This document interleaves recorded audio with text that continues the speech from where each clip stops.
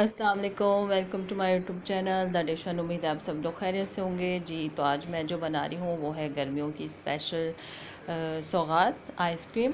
तो चलें झटपट से स्टार्ट करते हैं। बहुत टेस्टी, बहुत मज़े की यम्मी बनने वाली है।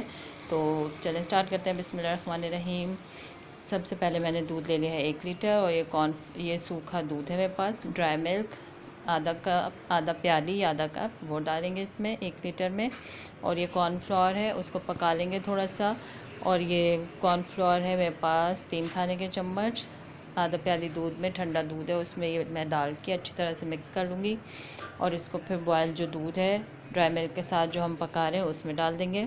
तो अच्छा से इसको कर लेंगे मिक्स, ताकि गुठलियाँ वगैरह ना रहे। तो इसको डाल के हम कर लेंगे अच्छा सा मिक्स। जब तक मैं इसे मिक्स कर रही हूँ आप जाके सब्सक्राइब कर दें, बेल आइकन प्रेस कर दें, ताकि मेरी वीडियो की नोटिफिकेशन आपको मिलती रहे।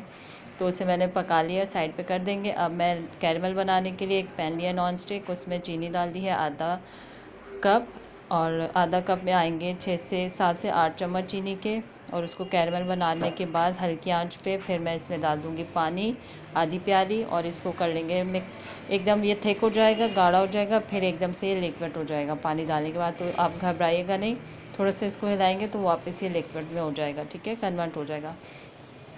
थोड़ा टाइम लगेगा 1-2 मिनट, लेकिन हो जाएगा। फिर इसको जो हमने दूध बनाया था कॉर्नफ्लोर के साथ, उसमें इसको डाल के चूल्हे पर रखेंगे और इसको अच्छे से कर लेंगे मिक्स। गुठलियाँ वगैरह बन रही है तो वो हम ब्लेंडर में चलाएंगे, तो आप इसकी टेंशन नहीं लेंगे। इसको फिर रूम टेम्परेचर पे ले आएंगे। पकाने के बाद थोड़ा, ये देखें बबल्स आ रहे हैं, अब हम इसको हटाएंगे, थोड़ा ठंडा कर लेंगे रूम टेम्परेचर पर। और उसके बाद हम इसको ब्लेंडर में डाल के ब्लेंड कर लेंगे। बहुत टेस्टी क्रीमी आइसक्रीम बनेगी इंशाल्लाह। और कोई मशीन की, कोई ऐसी चीज़ की ज़रूरत नहीं है, बहुत ज़्यादा फेंटने की, मिक्स करने की चीज़ें, झटपट से ये हो जाएगा। ब्लेंडर में इतना चलाएंगे कि स्मूथ सा लिक्विड जैसे शेक होता है, स्मूदी होती है, इस तरह का बन जाएगा। तो फिर हम कंटेनर में इसको शिफ्ट करेंगे। और ये जो थिकनेस है मैंने आपको दिखा दी कि कितनी होनी चाहिए। फिर हम पिस्ते रखेंगे, इसके ऊपर फैला देंगे। और फिर हम इसको जो है वो फ्रिज में रख देंगे 7 से 8 घंटे के लिए। डी में रखेंगे ताकि ये सेट हो जाए, जम जाए। तो ये अब निकाली है मैंने 7-8 घंटे के बाद।